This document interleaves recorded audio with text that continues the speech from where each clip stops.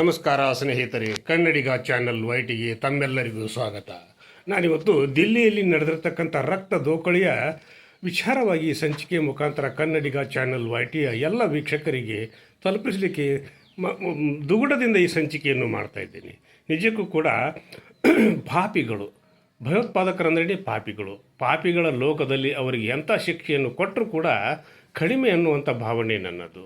ಹೀಗಿರುವಾಗ ನಿಷ್ಪಾಪಿಗಳ ಪ್ರಾಣವನ್ನು ತೆಗೆದುಕೊಂಡು ಅವರು ಮಾರಣ ಹೋಮವನ್ನೇ ದಿಲ್ಲಿಯ ಕೆಂಪು ಕೋಟೆಯ ಪಕ್ಕದಲ್ಲಿ ಮಾಡಿರ್ತಕ್ಕಂಥದ್ದು ಹಾಗೂ ಆ ಒಂದು ಕೃತ್ಯವನ್ನು ಎಸಗಿರ್ತಕ್ಕಂಥ ಬುದ್ಧಿವಂತರೆನಿಸಿಕೊಂಡಂಥ ವೈದ್ಯರು ಅನ್ನುವುದನ್ನು ಕೇಳಿದಾಗ ನಿಜಕ್ಕೂ ಕೂಡ ಮನಸ್ಸು ಒಂದು ಥರದ ಭಾವನೆಗಳು ನನ್ನಲ್ಲಿ ಉಂಟಾದವು.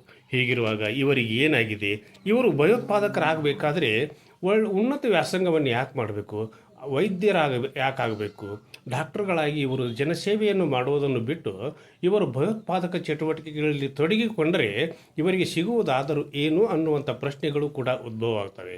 ಜೊತೆಗೆ ಅವರನ್ನು ಹೆತ್ತಂಥ ಹಾಗೂ ಅವರ ಸಂಬಂಧಿಕರು ಕೂಡ ಇಂಥ ಒಂದು ದುಷ್ಕೃತ್ಯದಲ್ಲಿ ಪಾಲ್ಗೊಳ್ಬೇಕಾಗಿರ್ತಕ್ಕಂಥ ಇಂಥ ಮಕ್ಕಳಿಗೆ ಬುದ್ಧಿವಾದವನ್ನು ಹೇಳ್ತಾ ಇಲ್ಲವೇ ಅನ್ನುವಂಥ ಪ್ರಶ್ನೆಗಳು ಕೂಡ ಹೇಳೋದು ಸ್ವಾಭಾವಿಕ.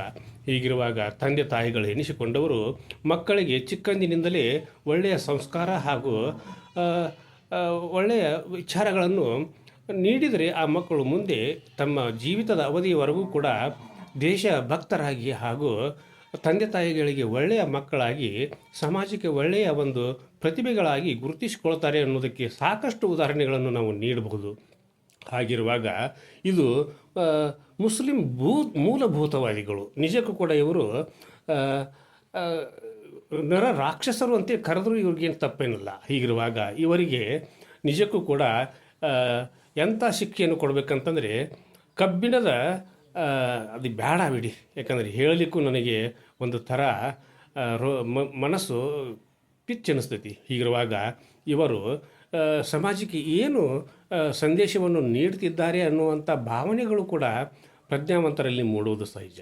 ಹೀಗಿರುವಾಗ ಇಂಥ ದುಷ್ಕೃತ್ಯದಲ್ಲಿ ಪಾಲ್ಗೊಂಡಿರ್ತಕ್ಕಂಥವರು ಯಾರೇ ಆಗಿರಲಿ, ಅವರು ಭಯೋತ್ಪಾದಕರಾಗಿರಲಿ ಅಥವಾ ಜನಸಾಮಾನ್ಯರೇ ಆಗಿರಲಿ, ದೇಶಕಂಟಕರಾದರೆ ಅವರಿಗೆ ಶಿಕ್ಷೆಯನ್ನು ಕೊಡುವಂಥ ಒಂದು ಪದ್ಧತಿಯು ಕೂಡ ಬದಲಾವಣೆ ಆಗಬೇಕು. ಯಾಕಂದರೆ ಅವರಿಗೆ ರಾಜಾತಿಥ್ಯವಾಗಿ ನೋಡಿಕೊಂಡು ಐಷಾರಾಮಿ ಜೈಲು ಶಿಕ್ಷೆಯನ್ನು ನೀಡಿದರೆ ಆಗುವುದಿಲ್ಲ.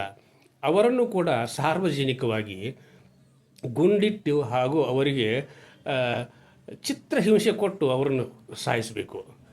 ಹೀಗಾದಾಗ ಮಾತ್ರ ಅದನ್ನು ನೋಡಿರೋದಂಥ ಇನ್ನುಳಿದವರಿಗೂ ಕೂಡ ನಮಗೂ ಇಂಥ ಒಂದು ಶಿಕ್ಷೆ ಕಾದಿದೆ, ಅದಕ್ಕಾಗಿ ನಾವು ಇಂಥ ಕೆಲಸ ಕಾರ್ಯಗಳಲ್ಲಿ ತೊಡಗಬಾರ್ದು ಅನ್ನುವಂಥ ವಿಚಾರಗಳು ಕೂಡ ಬರಬಹುದು. ಹಾಗಿರುವಾಗ ಇಂಥ ದುಷ್ಟ ಶಕ್ತಿಗಳಿಗೆ ಇವರು ಪಾಕಿಸ್ತಾನದ ಜೈಷೆ ಮೊಹಮ್ಮದ್ ಉಗ್ರ ಸಂಘಟನೆಯ ಜೊತೆಗೆ ಕೈ ಜೋಡಿಸಿದ್ದಾರೆ ಅನ್ನುವಂಥ ಮಾತುಗಳು ಕೂಡ ಕೇಳಿಬರ್ತವೆ. ಬೇಕಾದರೆ ಇಲ್ಲಿರ್ತಕ್ಕಂಥ ಭಯೋತ್ಪಾದಕರು ಹೋಗಿ ಅಲ್ಲಿಯೇ ತಮ್ಮ ಒಂದು ಜೀವನವನ್ನು ಕಟ್ಟಿಕೊಳ್ಳಲಿ, ಭಾರತಕ್ಕೆ ಯಾಕೆ ಬೇಕು ಅವರು? ಆ ಒಂದು ವಿಚಾರವನ್ನು ಅವರೆಲ್ಲರೂ ಕೂಡ ಭಯೋತ್ಪಾದಕ ಚಟುವಟಿಕೆಗಳಲ್ಲಿ ನಂಬಿಕೆಯನ್ನು ಇಟ್ಟವರು, ದೇಶದಲ್ಲಿ ಅಶಾಂತಿ ಅರಾಜಕತೆಯನ್ನು ಉಂಟು ಮಾಡುವಂಥ ಮನಸ್ಥಿತಿಯುಳ್ಳವರು ಯಾರೇ ಆಗಿರಲಿ ಅಂಥವರನ್ನು ನಮ್ಮ ದೇಶದಿಂದ ಗಡಿ ಪಾರು ಮಾಡಬೇಕು, ಅಂಥವರನ್ನು ಉಗ್ರ ಶಿಕ್ಷೆಗೆ ಗುರಿಪಡಿಸಬೇಕು ಅನ್ನುವಂಥ ಒಂದು ಕಳಕಳಿಯ ಮನವಿಯನ್ನು ನಾನು ಈ ಸಂದರ್ಭದಲ್ಲಿ ನಮ್ಮ ಘನ ಸರ್ಕಾರಗಳಿಗೆ ವಿನಂತಿಪೂರ್ವಕವಾಗಿ ಕೇಳ್ಕೊಳ್ತೀನಿ. ನಮ್ಮ ದೇಶ ಶಾಂತಿ ಸೌಹಾರ್ದತೆಯಿಂದ ಬಾಳುವಂಥ ದೇಶ. ಎಲ್ಲರೂ ಕೂಡ ನಮ್ಮ ಭಾರತ ದೇಶದಲ್ಲಿ ಎಷ್ಟೊಂದು ಅನ್ಯೋನ್ಯವಾಗಿದ್ದಾರೆ. ಆ ಒಂದು ಅನ್ಯೋನ್ಯತೆಯನ್ನು ಹಾಗೂ ಭಾರತ ಇವತ್ತು ಮುಂದುವರಿದ ರಾಷ್ಟ್ರಗಳಲ್ಲಿ ಮಂಚೂಣಿಯಲ್ಲಿ ನಿಂತಿರುವುದನ್ನು ನೋಡದೆ ಸಹಿಸದೆ ಇಂಥ ದುಷ್ಕೃತ್ಯಗಳಲ್ಲಿ ಪಾಲ್ಗೊಂಡು ದೇಶದ ಒಂದು ಭವಿಷ್ಯವನ್ನೇ ಹಾಳು ಮಾಡಲಿಕ್ಕೆ ಹೊರಟಿರ್ತಕ್ಕಂಥ ಇವರನ್ನು ನಿಜಕ್ಕೂ ಕೂಡ ಇವರನ್ನು